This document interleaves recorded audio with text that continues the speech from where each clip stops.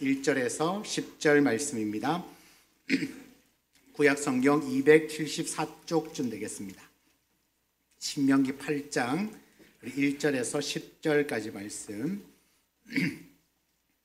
우리 함께 한번 한 목소리로 합독하겠습니다. 내가 오늘 명하는 모든 명령을 너희는 지켜 행하라. 그리하면 너희가 살고 번성하고 여호와께서 너희의 조상들에게 맹세하신 땅에 들어가서 그것을 차지하리라. 내 하나님 여호와께서 이 40년 동안에 내게 광야길을 걷게 하신 것을 기억하라.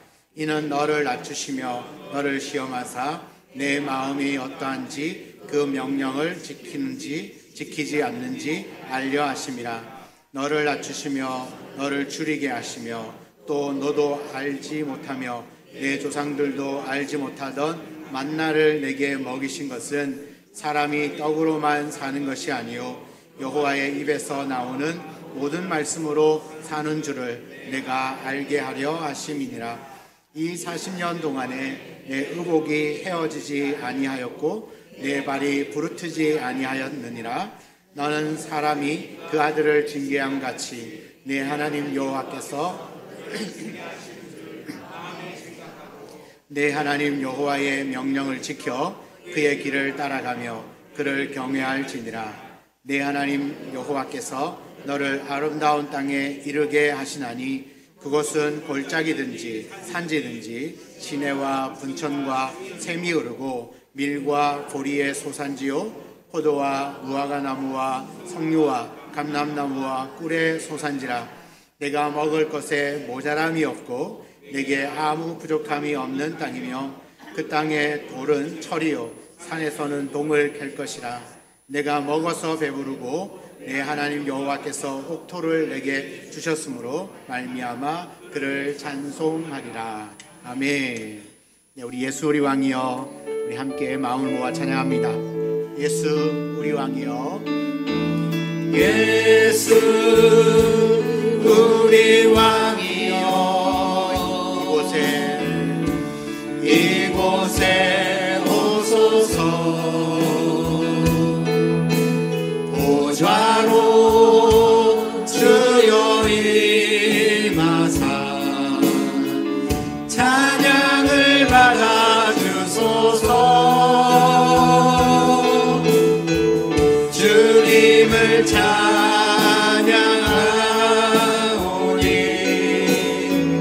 주님을 경배하오니 왕이신 예수여 오셔서 좌정하사 다스리소서. 한 번 더 주님을 찬양합니다. 주님을 찬양하오니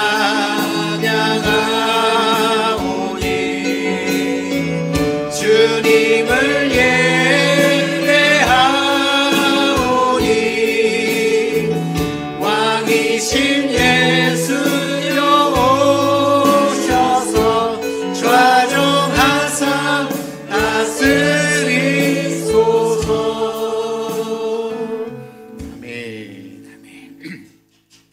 오늘 예배 가운데 큰 은혜가 있을 줄 믿습니다. 아멘. 여러분, 우리나라 강원도 대관령에는 하늘 아래 첫 동네라고 하는 횡계라고 하는 지역이 있습니다. 이 횡계라고 하는 동네는 그 백두대간 마루에 위치해 있는 평균 한 해발 700m 이상이 되는 고원지대입니다. 그것이 왜 유명하냐면 그곳에 황태덕장이 있습니다. 황태 좋아하시죠? 네, 안 좋아하셔도 됩니다. 네. 황태덕장이 있습니다. 그러면 대관령의 봄과 가을은 짧고요, 겨울은 아주 길다고 그래요. 그리고 하루에 일교차도 심하고 겨우 내내 많은 눈이 내리고 또 거기에는 밤이 되면 영하 10도에서 대부분 한 영하 20도까지 내려갔다가 낮에는 또 햇빛이 쨍쨍하게 내리쬐다고 합니다. 그래서 황태를 만들기 위한 최적의 조건을 갖추고 있는데 제일 좋은 최상품의 황태는 평균 기온이 영하 10도 이하가 되는 날이 한 2달 정도 지속될 때 그 혹독한 추위를 견뎌내고 얼었다가 녹았다가 그걸 2달 이상을 하는 거죠. 2달 이상을 할 때 이 최상의 황태가 만들어진다고 합니다. 그래서 이 최상품의 황태가 만들어지려면 반드시 영하 10도 이하의 그 혹독한 추위가 2달 이상을 계속 가야만 합니다. 지속이 되어져야만 최상품이 나와요. 제가 이 이야기를 딱 보는 순간 뭐가 딱 떠올랐냐면, 우리 그 욥기에도 말씀이 나오는 것처럼 뭐죠? 내가 단련한 후에 정금같이 나오리라. 나의 길 오직 그가 아시나니 그가 나를 단련하신 후에는 내가 정금같이. 지금 성경은 순금되어 나오리라. 별로 맛은 없어요. 정금이 나은 것 같아요. 정금되어 순금되어 나오리라. 나를 단련하신 후에 순금이 되는 거거든요. 큰 혹독한 추위를 견뎌내어야 최상품의 황태가 만들어지는 것처럼 우리의 신앙도 이렇게 많은 단련과 훈련들을 통하여서 하나님 앞에 순금 같은 믿음의 사람으로 만들어져 갈 줄 믿습니다. 그래서 우리 성도들에 관해서 단단한 신앙인이 되려면 어쩌면 이 황태 덕장에서 최상품의 황태를 만들어 나가는 것처럼 하나님도 어쩌면 우리에게 온실과 같은 그런 편안한 장소, 온실이 얼마나 따뜻하고 편합니까? 가만히 있어도 주인이 물 주죠. 햇빛 없으면 온실에 있으니까 뭐 온도 조절해가지고 따뜻하게 기온을 만들어주죠. 그런 환경이 아니라 거친 바람이 불고 비가 오고 폭풍우가 일어나고 더위와 추위가 있고 이 모든 어려운 것들을 잘 견뎌냈을 때 건강하고 견실하게 신앙이 자라나가는 것 아니겠습니까? 그래서 하나님은 온실에서 우리를 키우시는 게 아니라 오늘 이스라엘 백성들을 훈련시키는 것처럼 모든 거친 환경들이 다 있는 그 광야에서 백성들을 훈련시키십니다. 왜요? 순금되어 나오라고. 맛이 없다. 정금되어 나오라고. 단단한 정말 불순물이 다 제거되어진 정말 순금 같은 믿음으로 하나님께 세워지는 온전한 하나님의 백성을 만들기 위하여서 광야를 지나게 하시는 것 같아요. 하나님이 이스라엘 백성들을 바로 인도하여서 가나안 땅에 들어가게도 할 수 있지만 그는 광야로 내모셨고 광야에서 무려 40년 동안이나 그들을 잘 훈련시키고 단련시킨 이후에 가나안에 들어가게 하셨다라는 것을 꼭 기억해야 합니다. 그래서 이 40년의 광야라고 하는 시간을 많은 사람들은 광야 훈련학교다 그렇게 명명을 하더라고요. 그래서 제가 어떤 책에서 따왔습니다. 광야 훈련학교.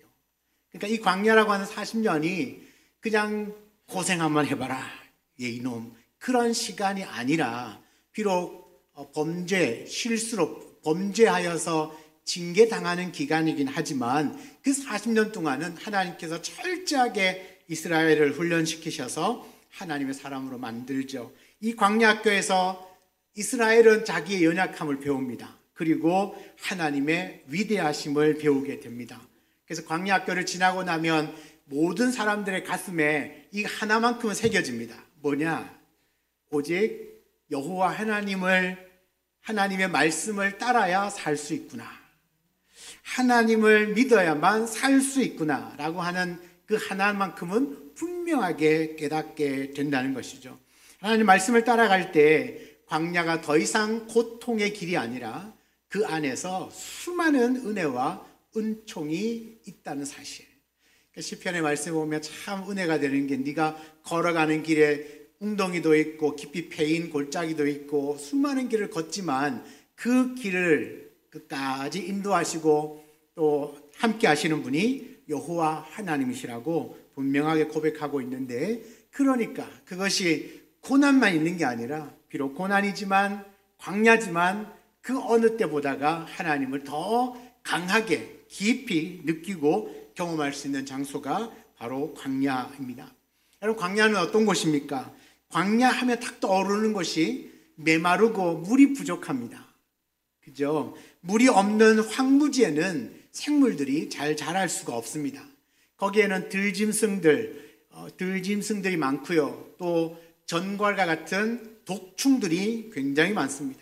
낮에는 뜨거운 떼약빛이 내리쬐고요. 저녁에는 또 약간 춥습니다.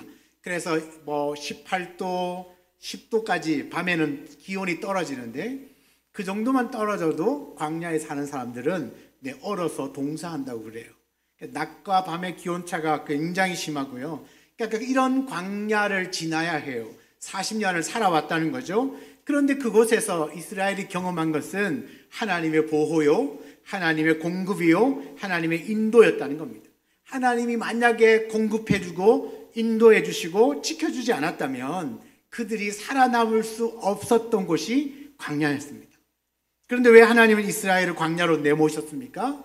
하나님의 온전한 백성으로 만들기 위해서 단련시키고 훈련시키셔서 결국 이들이 뭐죠? 하나님만을 온전하게 믿고 따르는 하나님의 백성 되게 하기 위해서. 그거 아십니까? 출애굽할 때 이미 이 이스라엘은 하나님의 백성이었어요. 왜 그렇습니까? 하나님이 내 백성을 끌어낸다고 그랬거든요. 그러니까 애굽의 종으로 있던 이스라엘을 하나님이 끌어냈다는 사실은 이 백성은 이미 하나님 백성입니다. 그런데 이 하나님의 백성은 하나님을 믿습니까? 믿지 않습니까? 아직은 그 믿음이 강하지 않습니다. 그래서 어떻게 해요? 40년의 광야를 지나는 동안 훈련을 하죠. 단련을 시킵니다. 그래서 이스라엘 백성들 마음 안에 하나님 없이는 살 수 없구나. 하나님 없이는 살 수 없구나. 그 하나만큼은 분명하게 깨닫게 해주고 싶은 겁니다. 그래서 광야 가나안으로 바로 가지 않으시고 광야로 이끌어 가신 거죠. 오늘 성경에도 말씀하죠. 하나님 백성이 되었지만 여전히 그들이 살아가는 방식, 생각하는 것들은 세상적일 수밖에 없습니다. 그래서 광야 훈련학교를 통하여서 그들은 낮아져야 했고 또 불순종, 불평의 마음들이 사라지고 순종으로 바뀌어야 했습니다. 세상 방식이 아니라 하나님의 거룩한 방식으로 사는 법을 배워야 했던 거죠. 그러므로 이스라엘 백성이 광야 생활에는 이 양면성이 있습니다. 양면이 있는데요. 한편으로는 몹시도 힘들고 어렵고 고단한 생활입니다. 근데 한편으로는 그때만큼 하나님의 은혜를 경험한 적이 없어요. 너무 힘들고 혹독한데 그때만큼 하나님의 기적을 맛본 때가 없었다는 겁니다. 고난, 은혜. 근데 고난과 은혜란 두 단어가 별로 안 어울리죠. 그런데 고난인데, 분명히 고난인데 그 고난 안에서 하나님의 충분한 은혜가 있다는 겁니다. 또 여러분, 눈물과 기쁨 안 어울리죠.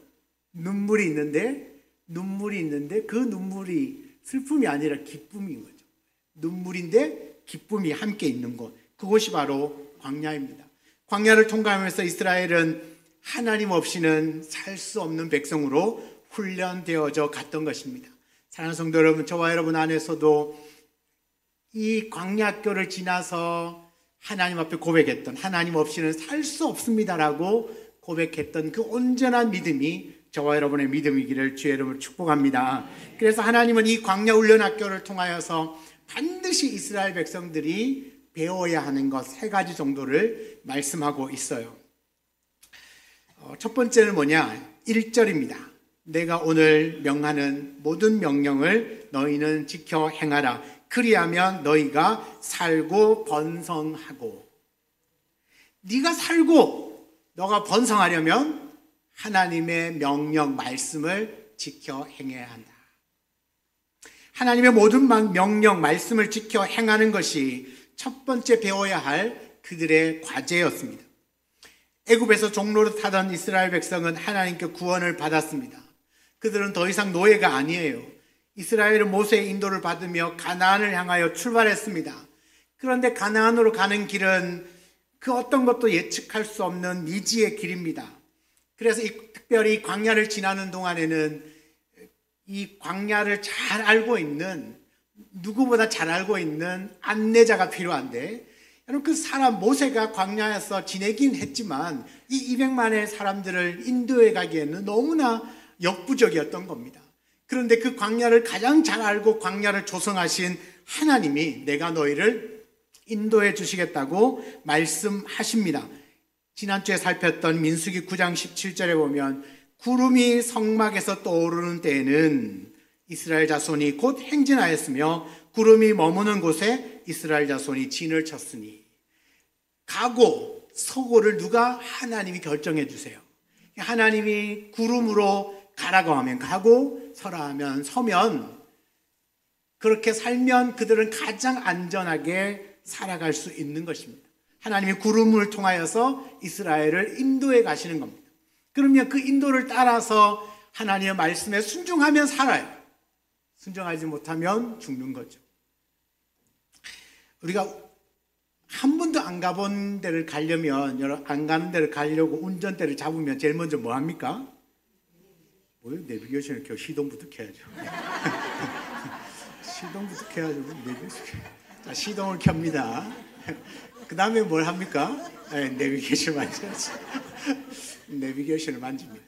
내비녀가 이제 안내를 할 겁니다. 자, 나 처음 가는 길입니다. 운전해 갑니다. 내비녀가 우회전하세요. 좌회전하세요. 직진하세요. 한다고 말이죠. 근데 얘가 이 내비녀가 우회전하세요 했어요. 근데 운전해 가다가 내가 좀 전에 지도를 봤는데 우회전하는 것보다는 좌회전해서 가는 길이 더 나을 것 같다라는 생각을 했어요. 그래서 우회전 안 하고 제가 좌회전을 했습니다. 어떻게 될까요? 네, 돌아야 되겠죠. 한참을 가다가 깨닫습니다. 이 길이 아닌갑다. 그러면서 후회하죠. 내비녀의 말을 들을 걸. 그래서 빙 돌아갑니다. 자, 한 번 실수했습니다. 자, 빙 돌고 나면 그 다음부터는 내비녀가 우회전하세요 하면 우회전하겠죠. 좌회전하라면 좌회전합니다. 왜요? 한번 내 고집대로 했다가 이거 아니네 라는 것을 경험했거든요. 하나님의 인도는 그런 거예요. 하나님께서 이끌어가요. 난 잘 몰라요. 하나님이 가다가 서고 가고 하신단 말이죠. 말씀을 깨닫게 하시면 그 말씀대로 따라가면 돼요. 그런데 내가 생각해 보니까 내가 그래도 교회 오래 다니면서 내 경험이 있는데 이럴 때는 이렇게 하는 게 맞아. 실격을 하지 마라. 이럴 때는 이렇게 하는 게 맞아. 내 경험대로 한번 가봤더니 아닌 거예요. 깨닫습니다. 이거 아니네. 그때 하나님이 감동 주시고 말씀하는 거 들을 걸. 그래서 돌아갑니다. 자, 한번 돌아가면 그 다음에는 뭘 해야 되죠? 이제 내비녀 하나님 말씀 들어야 되죠. 그런데 우리의 고집이요 상당하거든요. 한번 실패했다고 굴하겠습니까? 전혀 굴하지 않습니다. 가다가 또 아닌 것 같아요. 그래서 이번은 확실하다. 그래서 다시 운전대를 내가 생각한 대로 또 갔어요. 어떻게 될까요? 또 돌아야죠. 그렇게 빙빙빙빙 돌다가 결국은 누구 말 듣고 내가 가고 싶은데 가죠? 내비 말 듣고. 결국은 그 말 듣고 가야 내가 원하는 곳에 갈 수 있어요. 이게 무슨 이야기? 정말 간단한 모르는 이야기 아니죠. 광야를 지나는 동안에는 누구보다 그 광야길을 잘 아는 하나님의 인도가 필요하고 하나님 인도에 가실 때 나의 조그마한 지식, 지혜, 내 옛날에 한번 와본 것 같은데 그 경험들을 가지고 하나님 그쪽보다는 이쪽으로 가는 게 더 안전하고 더 넓은 터가 있고 혹시 물이 있을 것 같은데요. 아니 그렇게 해서 만약에 내 생각대로 방향을 잡고 갔다면 아마 200만 다 목말라 죽었을 겁니다. 물을 못 구해가지고. 근데 하나님께서 끌고 가면 아무리 거친 광야 물 한 방울 날지 않을 것 같아도 하나님은 그곳에서 어떻게 해요? 물을 내시죠. 여기는 물이 없는 돌 반석이 있어도 그 반석을 치니까 반석에서도 물을 내잖아요. 그러니까 우리가 이 광야를 지나는 동안 반드시 배울 수밖에 없는 게 뭐냐? 하나님 말씀대로 해야 살 수 있구나. 하나님 말씀대로 살아야 살 수 있구나. 그래서 이스라엘은 철저하게 하나님의 인도를 받아야 합니다. 말씀에 순종해야만 살 수 있다는 겁니다. 그런데 안타깝게도 이스라엘은 말씀에 순종하지 못했습니다. 불순종하고 원망하고 불평하다가 결국은 그 대가로 40년이라고 하는 긴 세월을 방황을 합니다. 광야에서 나오지 못합니다. 그리고는 결국은 그 1세대, 출애굽했던 1세대는 광야에서 모두 다 죽고 여호수아와 갈렙을 제외한 나머지는 다 죽고 두 사람만 들어가죠. 오늘 신명기 말씀은 40년의 광야가 끝나는 지점입니다. 이제는 요단강을 건너서 가나안에 들어가면 됩니다. 들어가기 직전에 모여있는 이스라엘 백성들을 향하여 주신 말씀, 그러니까 여기에 있는 말씀은 이 신명기를 들은 사람들은 출애굽했던 2세대입니다. 1세대는 광야에 다 죽었고요. 2세대는 어떤 사람이냐? 나올 때 20세 이하의 남녀, 그리고 광야에서 출생한 사람, 그렇게 다 포함을 해서 2세대인데 그들에게 주시는 말씀이에요. 광야를 지나오면서 배웠죠. 뭘 배웠습니까? 하나님의 말씀에 순종해야만 사는구나. 그래서 들어가기 전에 2세대에게 말합니다. 너희들은 반드시 하나님의 말씀에 순종해야 한다. 그래야 산다라고 선포하는 겁니다. 그리고는 요단강을 향하여 진격합니다. 실제로 요단강을 건너서 가나안을 정복하는 이야기는 여호수아입니다. 그죠?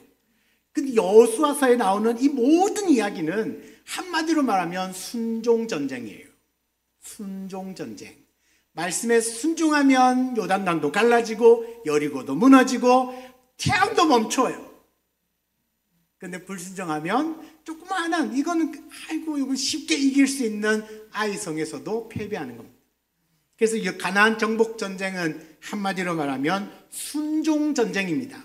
근데 그들은 실수하긴 했지만 그래도 잘 수행해냈습니다. 왜요? 광야를 지나는 동안 배웠거든요. 뭘 배웠습니까? 하나님의 말씀에 순종해야만 살 수 있다는 것을 배웠습니다. 사랑하는 여러분, 광야 훈련 학교를 지나는 동안 이스라엘이 철저하게 배워서 훈련했던 그 첫 번째 과목이 국어가 아니라 하나님의 말씀에 순종하는 것. 이 과목이에요. 사랑하는 여러분, 우리도 이 훈련 과목을 잘 통과할 수 있게 되기를 축복합니다. 사람들은 우리가 살아가는 삶 자체를 광야 같은 인생이라고 말을 많이 합니다. 왜 그럴까요? 광야처럼 우리가 살아가는 삶도 순탄한 것만 있지 않다는 겁니다. 때로는 폭풍우도 있고요. 때로는 예기치 않은 고난도 찾아오고요. 육체적인 질병도 경험하고요. 자식들 속썩이죠. 회사 위태위태하죠. 이게 사는 삶 자체가 그냥 편안하게 지나가는 사람은 제가 봤을 때는 한 사람도 없어요. 한 사람도. 제가 맨날 웃고 다녀도 한 사람도 편안하게 지나가는 사람은 없어요. 그래서 사람들은 인생 자체를 광야라고 그러는 거예요. 그런데 뭐죠? 우리가 이 광야 같은 삶을 살아가는 동안에 내가 뼈저리게 느끼는 것 하나, 많은 고난과 시련과 아픔과 힘듦과 수고를 견뎌내면서 반드시 내 몸에 체득할 수밖에 없는 하나가 뭐냐면 하나님 말씀에 순종해야만 살 수 있다. 간단하게 말하면 하나님을 믿어야 살 수 있다. 하나님을 믿지 못하면 살 수 없다. 이거 하나는 우리 마음에 깊이 새겨지기를 축복합니다. 두 번째는 뭐냐 하면 2절입니다. 2절 말씀을 보면 내 하나님 여호와께서 이 40년 동안에 내게 광야길을 걷게 하신 것을 기억하라. 이는 너를 낮추시며 너를 시험하사 내 마음이 어떠한지 그 명령을 지키는지 지키지 않는지 알려 하심이라. 광야 40년을 지나는 40년 동안을 광야에서 살게 하신 이유가 뭐냐 하면 너를 낮추시며, 그러니까 너의 의견이 아니라 하나님의 말씀에 순종하게 한다는 거죠. 낮춘다는, 내 경험, 지식, 지혜를 다 내려놓고 오직 하나님의 말씀에 순종하는 것, 이게 낮아지는 거죠. 낮추시고 시험하는 것 첫 번째가 뭐냐? 네 마음이 어떠한지, 그 명령 지키는지 지키지 않는지. 하나님이 두 번째 테스트하는 게, 하나님 말씀을 지킨다는 게 무슨 이야기예요? 하나님을 의지한다는 이야기예요. 내가 하나님을 믿고 그분을 의지하지 않으면 지키지 않겠죠. 내가 하나님을 의지하니까 내 생각대로, 내 마음대로, 내가 알고 있는 대로 달라도 따르게 되어 있다라는 겁니다. 사람들은 어려움을 만날 때 진가가 나타난다 하잖아요. 신앙도 마찬가지입니다. 어떤 사람이 신앙이 진짜인지 여부는 평안할 때보다는 시련이나 고난이 있을 때 드러난다고 합니다. 그 시련과 고난이 있을 때 우리는 어떻게 살아야 할 건가? 그때 우리가 하나님을 의지하는 법을 배워놓으면 어려움이 오고 고난이 와도 하나님을 의지하겠죠. 근데 그것이 훈련되어지고 그것이 내 안에 배워지지 않으면 당장에 죽겠다고 아우성을 칠 수밖에 없는 겁니다. 40년 광야라고 하는 고통스러운 삶을 살면서 깨닫게 되는 것 하나는 내 힘만으로는 살 수 없구나. 사실은 내가 할 수 있는 것이 아무것도 없다는 것을 깨닫습니다. 그래서 뭐죠? 오직 하나님만 바라보고 하나님을 의지해야 하는 겁니다.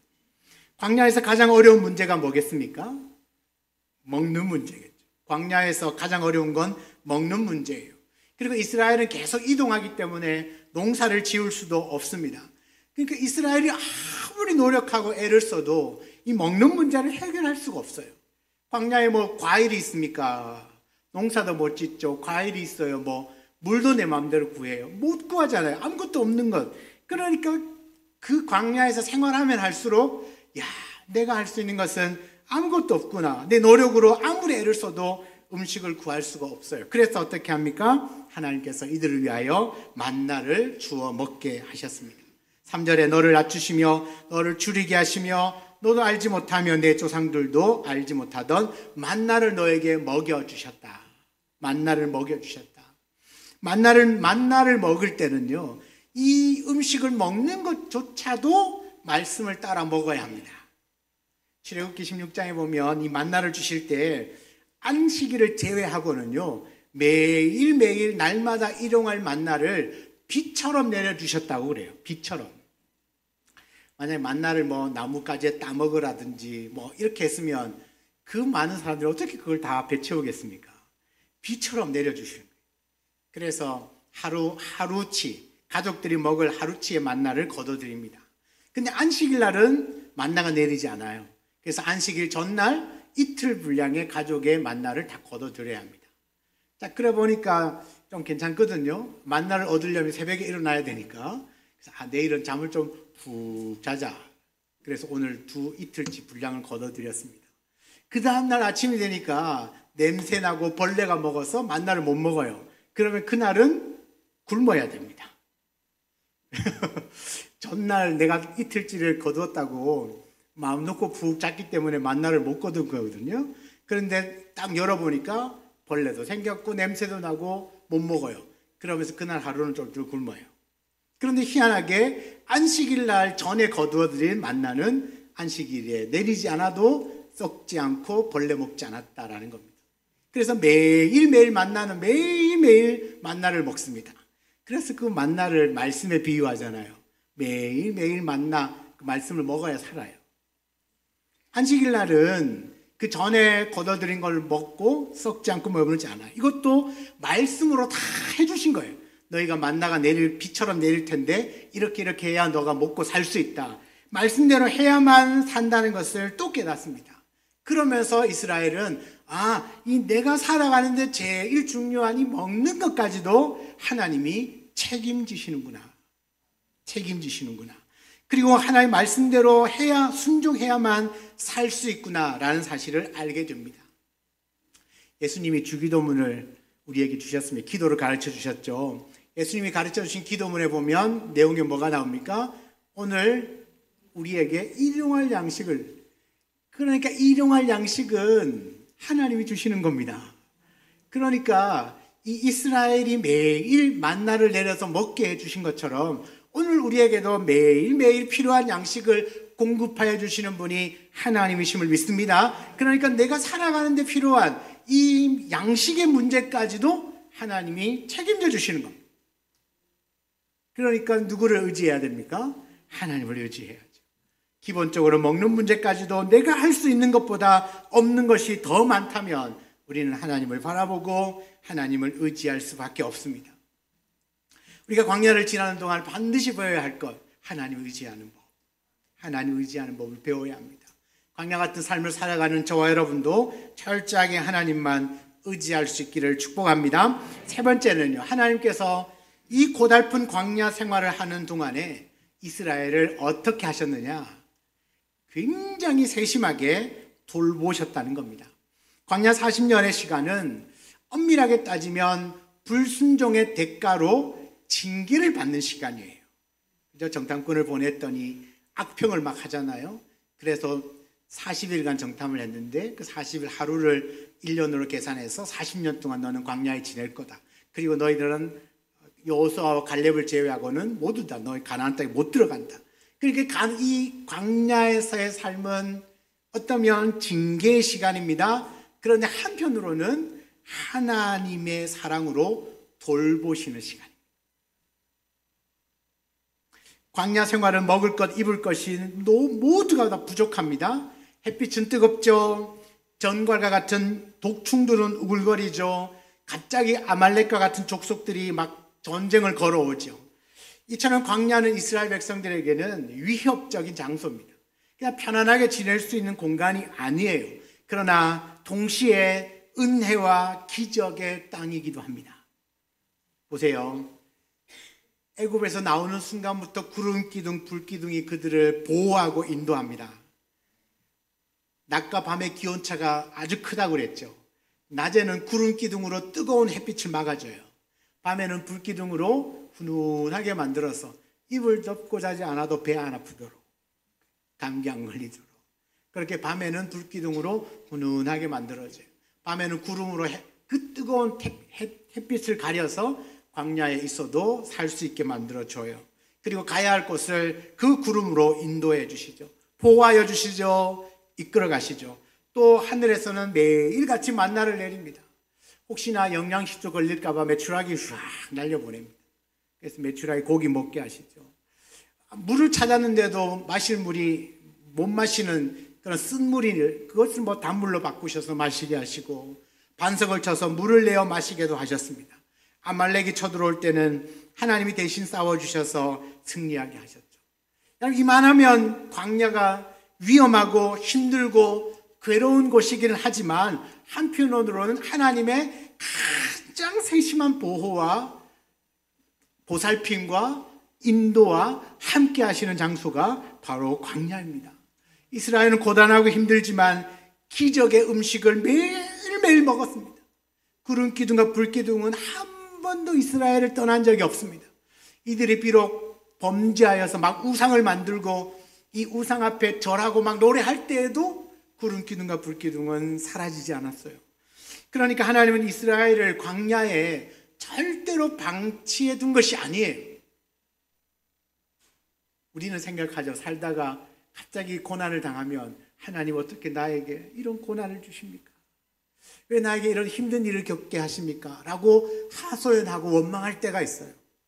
근데 우리가 이스라엘 백성도 똑같아요. 왜 우리를 광야로 내몰았습니까? 그냥 가나안으로 바로 데리고 가지. 그런데 그 광야가요, 하나님의 가장 세심한 보호 아래, 인도 아래에 하나님이 보살펴 주시는 그 시간이 광야였다니까요. 나는 지금 너무 힘들어 죽지만, 죽을 것 같은 힘든 고난을 당하고 있지만 그 순간에 하나님 우리를 버리시거나 내버려 방치해 두시는 것이 아니라 그때 하나님이 가장 강력한 오른손으로 붙잡고 계시는 시간이라는 사실을 꼭 기억할 수 있게 되기를 축복합니다.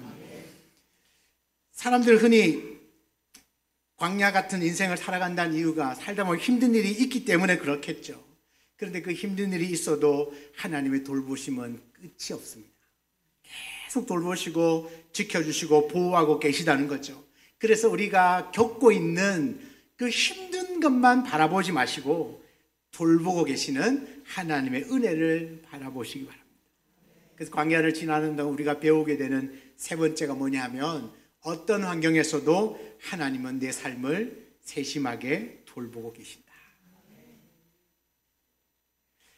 나의 삶이요, 처음부터 끝까지 평탄하게 지나가야 하나님이 돌보신 거 아니거든요. 우리가 가다 걸려 넘어져도 때로는 웅덩이에 빠져서 허우적거려도 그때에도 여전히 하나님의 돌보심은 어쩌면 더 확실한, 더 강력한 손길로 돌보고 계심을 믿으시기 바랍니다. 어떻게 돌보셨어요? 오늘 성경에도 나옵니다. 4절에 보면 이 40년 동안에 내 의복이 헤어지지 아니하였고 내 발이 부르트지 아니하였다. 옷도 안 떨어지고 신발도 안 떨어졌대요. 그래서 광야에는 옷 가게가 없고 신발 가게가 없어요. 필요가 없어요. 의복이 상하지도 않고 발이 부르트지 않았다는 말은 신발 좋았다는 겁니다. 나이키를 신어서 발이 부르트지 않았다는 얘기가 아니겠죠. 그죠? 그 광야 험한 길을 걸어가도 발이 부르트지 않도록 하나님이 어떻게 해요? 지켜주셨다는 뜻이겠죠. 7절에도 보면 내 하나님 여호와께서 너를 아름다운 땅에 이르게 하시나니, 이 아름다운 땅은 가나안이거든요. 광야가 아무리 고통스럽고 어렵고 힘든 공간이긴 해도 하나님은 반드시 이들을 가나안으로 이끌어 가세요. 우리 앞에 놓여 있는 것이 아무리 힘들어도 하나님은 반드시 그 고난을 건너가게 하신다는 겁니다. 하나님이 예비해 놓으신 아름다운 땅으로 반드시 이끌어 가신다는 겁니다. 자, 그 땅은 어떤 땅이냐 하면 9절에 보세요. 내가 먹을 것에 모자람이 없고 내게 아무 부족함이 없는 땅이에요. 그 가나안 땅은 먹을 것이 풍족하고 아무 부족함이 없는 땅이에요. 10절에도 보면 옥토라고 말해요. 옥토를 너에게 주었다. 광야는 힘들어요. 그런데 그 광야가 전부가 아니에요. 광야를 지나고 나면 뭐가 있어요? 아름다운 땅이 기다려요. 그 땅은요, 먹을 것이 부족함이 없이 많아요. 부족함이 없을 만큼 모든 것이 다 준비되어 있는 곳이에요. 하나님은 바로 그곳을 기쁨으로 들어가게 하기 위하여서 우리는 때로는 광야를 지나가게 하시는 겁니다. 근데 그 광야가 너무너무 힘들어도 괜찮아요. 왜요? 그 광야라고 하는 공간은 하나님의 가장 철저한 보호와 지키심과 살펴주시고 도와주시는 그 손길이요, 끊이지 않는 곳이에요. 날마다 매일매일 하나님의 기적을 경험하는 곳이 광야입니다. 광야예요. 그래서 우리가 광야를 지나는 동안 깨닫게 되죠. 와, 하나님 말씀대로 살아야 되는구나. 하나님을 의지하는 것이 복이구나. 아, 내가 어떤 형편에 있어도 하나님은 나를 살피고 계시구나. 나를 도와주고 계시구나. 라고 하는 사실을 조금도 의심하지 않는 것. 이것을 배워야 합니다. 여러분, 우리가 살아가는 동안 비록 광야 같은 인생을 사는 것처럼 느껴져도, 아, 하나님이 나를 징벌하시기 위하여서, 야, 이 못된 놈 고생 좀 해봐라. 그래서 징계로 내려지는 것이 아니라, 비록 징계일 수는 있어요. 하지만 하나님은 그렇게 하셔도 내버려 두신 게 아니에요. 방치하지 않으십니다. 끝까지 보호하시고 도와주셔서 결국은 어디? 가나안에 들어가게 하십니다. 우리에게 그 영생 복락을 준비하셨고 그것을 누리게 하신다라는 겁니다. 이것이야말로 우리가 광야학교를 통하여서 반드시 배워야 할 놀라운 진리인 줄 믿습니다. 그래서 살아가는 동안 고난이 있고 힘듦이 찾아와도 절대로 낙심하지 마십시오. 여러분, 그 광야는 하나님의 기적이 있는 곳이고 하나님의 은혜가 있는 곳이고 하나님의 돌보심이 있는 곳이에요. 우리는 그저 그 하나님 말씀에 순종하고 하나님을 의지하기만 하면 부족함이 없는 곳으로 우리를 채워주시고 공급하여 주시고 인도하여 주실 줄 믿습니다. 말씀대로 살고 하나님을 의지하는 법을 배우시기를 축복합니다. 하나님의 돌보심은 언제나 우리 가운데 있습니다. 그러니까 그 돌보심을 조금 더 의심하지 않고 믿음으로 살아가는 저와 여러분 되기를 주의 이름으로 축원합니다. 주신 말씀을 가지고 우리 한번 기도하겠습니다.